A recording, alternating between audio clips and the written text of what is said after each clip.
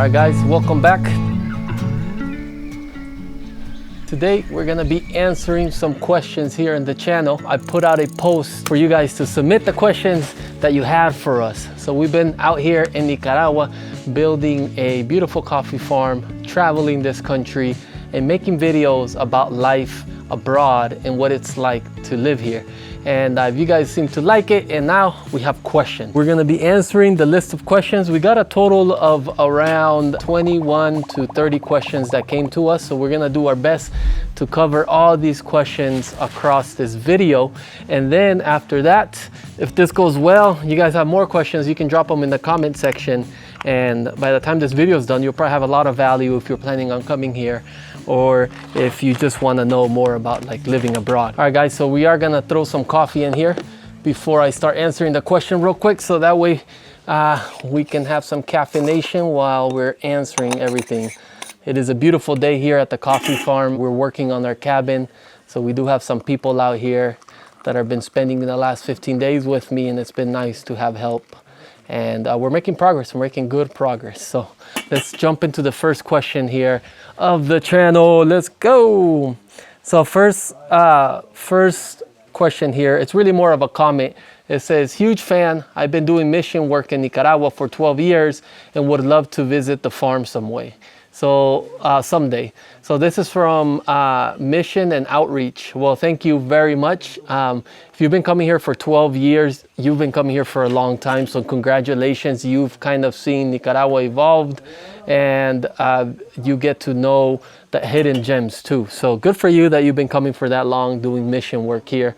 There's quite a bit of people that come out just to do mission work. Next question here, Ink and Stitch 9677. Is the process to buy a property difficult? I wouldn't say it's difficult, it's just tedious and time consuming and slow. So just be mentally prepared that things are gonna take a long time. There's a lot of hoops to jump through. So this is where having a lawyer that you trust comes into play, because if you have a lawyer that you trust, he can do all that for you, and then you can just focus on making sure that everything gets done correctly, you know? So buying property here, it just takes a lot of work. I do have dual citizenship, so I have citizenship in Nicaragua, and for me it's a little bit different than if someone wanted to buy that didn't have citizenship, essentially a foreigner. So to answer that question for a foreigner, what it's like to buy property, we would need to have like a whole new episode for that, because I'm not too familiar with that side. Another question here for Cara Henry. How did you and Courtney meet and get together? So Courtney and I have been together for a very long time, over 17 years, and we actually met in high school. So we were high school sweethearts, and now we're walking this journey together. So thankfully, we've been together for that long, and now we have little Elliot with us, and everything's going good. You know, this being in Nicaragua now is a new chapter in our life, and took us a while to adapt to it. It took us about a year, but now things are looking up, and so it wasn't difficult. It wasn't super easy, but we're loving it out here. Let's move on to the next question. How hard is it to adjust to the new environment coming from the US? Do you get bored? Good question. So it kind of ties back to what I was mentioning. At first, it was very hard. It took us about a year to get comfortable with the environment. And I think the reason it was harder than what we thought was because we always used to come to Nicaragua to vacation and travel. My family's from here. So we would spend holidays here and have all the family. But eventually my family moved on, some of them passed away, and I stopped coming as frequent. And so when we moved here, we expected the same feeling as when you're on vacation, like a constant like feeling of relaxedness, really being relaxed. But when you move to a country, then you have to worry about everything else, like renting a home, utilities, bills, your visas, your passports, your driver's license, all the mundane stuff. So it took us a while to get back and adjusted into Nicaragua and how to do all that. And not only that, I think the biggest reason it took us a while to get adjusted here was because our friends, we had to remake new friends. So since we didn't have the family that was here, like it used to be back in the day when I was little, we had to make new friends, and that for us took a very long time. So I'll say within the year though, after we had made friends, that's when we started really having this feel like home. And then back to the question, do we get bored ever here in Nicaragua? That's a good question. If you're really into nightlife and party life, let's say you go to the bars a lot, or you love that city life, I would say that, I don't know if Nicaragua is a country for you. Maybe you can be in the capital or in San Juan del Sur, where there's a lot of party. But for those kind of environments, I would say that Nicaragua is not for that. You know, it's more for like simple, at peace living, out in nature. Life moves slower. So do we get bored? We really don't get bored because we travel to the beach a lot. So we go to the beach for a few days, and then we spend time in the farm, and then time in the city. And then if we do have extra times, we're making videos for you guys. So that side about getting bored, I would say no for us right now. I'm originally from Nicaragua, moved to the US 25 years ago, and want to go back eventually so I can enjoy life. However, I would like to know, how did you do it? How did you start? Which parts of Nicaragua do you recommend living? And that, my friend, is a very good question and a little bit difficult to answer because everyone's journey is different. So I'll share with you how we did it, how did we start, and where's a good place to live. So the way we did it here is we eventually made the plan that we wanted to leave the States because I had made a promise to my grandma that we were gonna take on the family farm after they passed away. So they passed away, and then the farm was now my responsibility. At that point, we were still living in the States, working corporate America. And after my grandma passed away, I was getting fed up with the way life was in corporate America and just working that rat race, that I needed a change. So we both agreed to move to Nicaragua, and the way we did it, we saved money beforehand. We sold a bunch of stuff we didn't need, and then we moved out. We just had suitcases with us, and we made the jump, to be honest. It felt very freeing though, because we were so light in our feet. We had minimal materialistic things, so at that point in my life felt great and amazing, but scary at the same time. So that's how we did it. We just planned. It's very scary. Most people don't ever take the jump, and they end up staying in their same situations for decades until they get old and retire. So that's how we did it. And how did you start? Once you have the vision, just take it one day, one step at a time. So we started to sell things, and then once we were here, we started to find places to rent and get all our paperwork. So one step at a time. Don't overthink it. Worst case scenario, you come live in another country. It doesn't have to be Nicaragua. Just to be clear, it can be Costa Rica, Panama, Guatemala, Argentina, wherever you want to go. Go to the country, and if you don't like it, you can eventually just go back to the States. So that is the blessing that we have with being able to travel between countries. So some people overthink it and never make the jump. I'd say don't overthink it, because worst case scenario, you go back to where you came from. And where do you recommend living? So Nicaragua is, I think, the biggest country in Central America. So that question really depends on what you're looking for. If you're looking for beach, then you're gonna be on the Pacific side of Nicaragua. So there's only a certain amount of area on the Pacific side. If you're looking for beach, remote with no tourists, then you're gonna be further north side of Nicaragua. If you're looking for beach, party life with tourism and other expats, you're gonna be on the south side of Nicaragua. If you're looking for colonial, you'll be in Granada. If you're looking for mountains, you'll be up north. So it just really depends where you want and what feels right for you. Personally, I love being where there's no tourism. I love being with the Nicaraguan people, with the day-to-day life, with people just going about their business and not catering to anyone, any expat or anything. So that's why we live very far away from tourism, and we live as furthest north you can get before crossing the border to Honduras. So very good question there. Ooh, that is good. Oh my God. Let's move on to the next question here. What was your job back in the States, and how long did you do it for? Essentially, when I was in the States, I finished high school, went straight to work. School was never for me. I worked at Toyota for a bit in manufacturing. Then I was a manufacturing supervisor, quality supervisor, manufacturing manager. And I pretty much helped lead teams and help companies deliver their key objectives. So I did that in management for a long time, but eventually got sick and tired of corporate life. I mean, if you come to a different country and you work with people, you see how much more simpler it can be. I was just tired of dealing with HR and how sensitive everyone is, and like you try to get something done and it's bogged down by a bunch of political issues between each department. So that's the reason why. But yeah, so I was a manufacturing manager and I did it for about 12 years. So a long time, part of my life. Next one, is it not dangerous there? No gangs or stuff like that? Well, I've been coming here ever since I was a kid. I lived here for 4 years when I was a little boy. We are in our third year here. Been all over Nicaragua and never once felt danger. Never once felt threatened. It's always been safe for us. So from our experience, everything is chill. Of course, everyone has different experiences. We've always loved it here and had a good place to come and be at peace.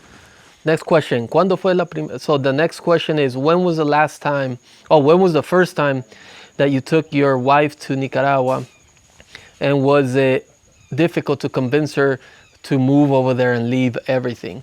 First time was around 2007 or 8, and we were still in high school. And my wife's very supportive, so she kind of goes with my crazy thoughts. And my family was planning a trip to Nicaragua. I invited her, and then she was like, hell yeah, I will go to Nicaragua. And that was her first time. She fell in love in Nicaragua with the food. I think the food really opened her mind to what food could be, because she was used to just the typical American food, the landscapes, the scenery, the family, the people. And so when I asked her my dream to come rebuild, and I told her, what do you think about it? You want to come move to Nicaragua and build this farm? To her, it wasn't like she was going to a country that was completely brand new. She had been coming after that. So after 2007, we were coming almost every year. There's maybe 2 to 3 years that we didn't make it. And so to her, she knew what she was coming into, and so did I, but we had the mindset of vacation, and we didn't realize that living here is a whole different thing. So you have to take a while to get adjusted to that. So it goes back to the other question that we had. So convincing her wasn't really that difficult, to be honest. And so thankfully, we've been managing to support each other that way, just chasing our dreams and stuff. All right, next question. Next runner up here. Is direct trade of coffee beans in there common? If so, how does it work? Direct trade is really like a stamp that companies, or certification that companies get. I really see it more as a way for companies to just get that stamp and be able to sell coffee. I'm not too familiar with the aspect of the impact that it has right now. I know when it first started, it was a buzzword. Everyone was getting into direct trade. You went into the store and you looked at bags and they had that little direct trade symbol. As of now, it's less of a buzzword. It's kind of died out. It's kind of lost its fire, in my opinion. So is it common? Yes, it's common here for companies to have direct trade certifications. And essentially means that the buyer has direct relationship building with the producer. I think now what's more common than the certification and having the direct trade stamp is actually the coffee roaster comes to the farm, builds a relationship, and ignores the whole stamp and direct trade wording. They just build the relationship as it should be. And through that, everyone trusts that they're building the right relationship and in the right way, doing good. So it is common, but I feel like it's lost its fire. How do we plan that? Not for roast export, blend for local consumption. Could the roasters you test with handle that level of production? Essentially, when you are producing coffee, you have certain coffee that won't make it for exportation out of Nicaragua, because from this farm here, we want to ship the best we can out of the farm into the States or wherever it's going. So since it is specialty coffee, we have some standards we have to adhere to. So we make sure we follow those standards. Anything that doesn't meet that criteria would be not for export, like my friend Luke is saying. By the way, if you're watching, Luke, what's up, man? Luke is an avid follower of the channel, always comments there. So hope you're doing well. Blessings. So everything that stays behind at the farm gets consumed locally. What people tend to do is that what it's not for export, they'll roast it here and they'll do the local consumption here. Could the roasters you test with handle that level of production? Yes, they could handle it. And there's other roasters that could handle it too. So it is a possibility. All right, next runner up here, let's go. It says, how ironic is it that Nicaraguans go to the US looking for a better life, the American dream, but some people from the US come to Nicaragua looking for a better life. Says, I want to know your perspective. If for you it's better Nicaragua, or is it better how Nicaraguans think that the US is better than Nicaragua? So that's a conundrum there. So a lot of people travel to the US to go work and build a life in a dream. And then we have people coming here. So there's like reverse going around, right? So there's really no set answer whether Nicaragua is better than the US. I wouldn't even try to compare the two countries. Before, when I first moved here, I used to compare them. And then I came to the realization that you can't really. It's just they're so drastically different. Everything about these two countries are different. And so the fact that he's asking whether I think the US or Nicaragua is better for you to live or live out your dream, for me, I love Nicaragua better. I still love the US. It's a beautiful country. I love it there. But for living, I prefer it here. Is that right or wrong? Well, it's, I guess, my opinion, right? And to you, you might like the US better and maybe vacationing here. So that's a very personal question. I think that you have to do some deep digging within you to see what you like better. In my opinion, the cost of living here is low. The people are amazing. The landscapes, the food, all that outweighs what we have in the States. In the States, if you want to go make high-paying jobs and maybe build a big business and all that, you could potentially do that over there too. Although you can do it here too. So it just depends what you're looking for. So that perspective is a very interesting point that he put on there, because I think about it a lot too when I see people travel to the US to go build a dream over there, and then I see people coming back to Nicaragua. So people who retire or people who are looking to move out of the States. So it's funny how some people are coming and some are going. So that's the way life works, you know. But very good perspective and question. Comment below, what do you think about that? How do you see that picture? Whether one country is better for you or not. Next runner-up, what initially got you into coffee farming? Well, when I was little, my dad was building this farm here where I'm sitting at with my grandma. So when I was little, I used to come here. So I think one year I spent my birthday here. And then I was young though, so I used to come out here to play in the mud. I really didn't understand the business behind coffee, but I love being outside. So everywhere my dad went, I would come with him here. So that was my first introduction. After, when I lived in the States, worked in the state and made my career, my dad stayed back with my grandma to build the farm out even further. But unfortunately they died and I inherited the farm. So that was really when I had to step into the shoes of running a business. And that's really when my eyes got open. I started meeting people in the States. I traveled to Africa to go look at coffee farms. I came to Nicaragua, met a bunch of producers, made friends with them, and I fell in love. I got bit by the bug. I think people in the coffee industry get bit by this bug here, and you'll see that once you're bit, you really can't step away. And coffee is different in other businesses, is that it's really about relationship that you build with the people. So if you know people and you have good relationships, you can do a lot of good with coffee. So that's how I eventually ended up in coffee. But I'm still at the early stages and we're still building up. So everything is fresh. And hopefully we can make this farm keep going for the next generations to come. All right, so let's continue to the next one. How beautiful is my country? Thank you for sharing those beautiful photos. That's really a comment, not a question. So to that, I will say you are welcome. This country is extremely beautiful and I love showcasing it. I really feel it's the underdog, a diamond in the rough. So I love when I get to display that online and you guys like it. It says right here, a question or more like a comment. Hello, Elton. This is an amazing way to give people a bit of a window into life in Nicaragua. We're planning a quick 10-day trip from April 14th to 24th. We have plans to visit the Flor de Caña facility. That is awesome. I'm happy you're doing that. I have not been able to go there. I want to do a video showing you guys the Flor de Caña tour. I think that would be cool. Spend a night in León, trying to squeeze in a visit to Estelí. My wife wants to spend Semana Santa in Granada. Well, sounds like you're going to have an epic 10 days.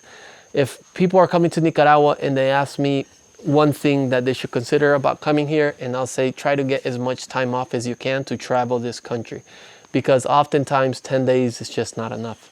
When you get to a place, you want to relax, enjoy it. Nicaragua is pretty big. So if you want to see a lot, it's better to have 20 days if you can. But if you have 10 days, sounds like you have a good itinerary planned, and I hope you enjoy your trip. Would you guys consider or have thought about starting groups/meets with other expats or local young entrepreneurs to share ideas or just have a fun time with like-minded people?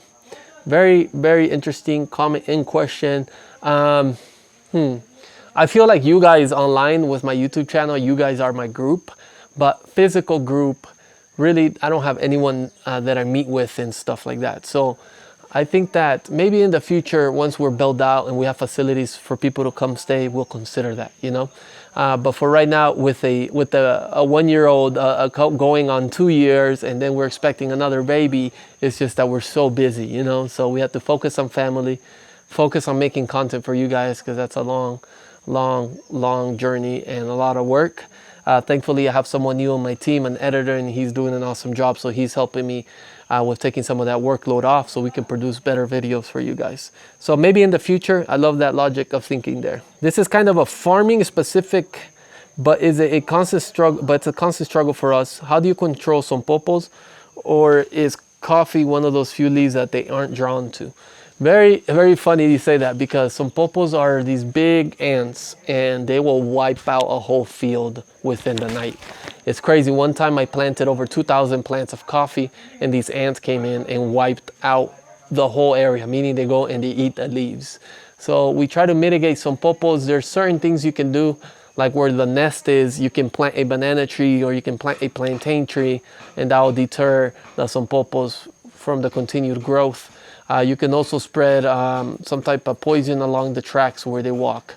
But it is a struggle, man. These guys are freaking vicious. They are like aliens that keep on coming back, respawning every time you kill them. So good luck with that struggle. Where can I buy your coffee in Nicaragua?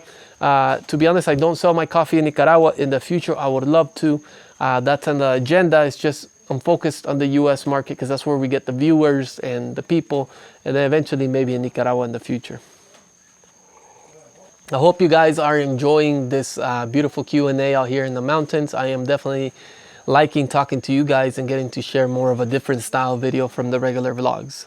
Are there many mudslides and landslides in the mountains during rainy season, and how that affect life? How does that affect life? Yes, sometimes when you have too much rain, you will have a landslide, a mudslide. This past year, we had the river take out like 5 homes. So it definitely affects life. It is a danger here. And when it happens, you just gotta adjust and fix things and then continue on. Those towns or villages become inaccessible. Yes, when the bridge goes out, it becomes inaccessible. Thankfully, we haven't had that severe yet. We've had rivers take out houses, but not bridges yet. Are people who don't have all-wheel drive vehicles ever cut off from groceries, water deliveries, or necessary supplies due to flood and mudslides in that region? Any specific areas to avoid? So my friend Patricia, if you're coming to Nicaragua and you're traveling the main roads, you're gonna be perfectly fine. Those are all roads that are paved. They're very good condition and you can just drive 60, 70 miles an hour, no problem. If you're coming to farmland, where I'm at here, that's where it could get rough. We haven't had scenarios where you're fully cut off from water, food, or anything. Most of the time you can get up on the motorcycle and then go to your next door, or you can walk. So that hasn't really been an issue for us. Maybe for areas that are really remote, but most people don't go there. From my personal experience, I haven't seen those issues happen here. Next one. I understand that as foreigners, you can only stay for 90 days and leave the country. How are you guys doing this process for every 90 days? Well, I am a Nicaraguan citizen too, so I actually am able to stay in the country permanently. My wife is unfortunately not, so she has to travel every 90 days, or we go to the embassy and get her visa renewed, and we extend it a month. I think you can do that 3 times, and then eventually she needs to leave the country. So it's a little bit of a pinpoint, but something to consider there. It says, one of your videos you introduced your grandmother, and I'd like to know her name. She said she's from the Pueblo Nuevo, Departamento de Celis. Maybe I know her because I'm from that town.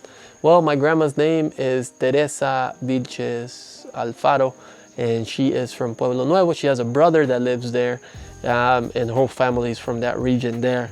So she has a lot of roots in Nicaragua. She's around 87 years old, so she knows a lot of people. So it's potentially true that you do know her. Here in Nicaragua is like, or there's always someone that knows someone that knows you, or a family member. That's just the way it works. You always run into people that know you. Well, you guys, there you have it. Those are the questions that you guys submitted and we answered all of them. I hope you found some value in this. If you want me to do another Q&A, I will put a post up and we'll get more questions submitted and we can run it right back. So just comment below if you would like that and let me know. I'll see you guys in next week's video. This is your Coffee Familia signing off. Hasta luego.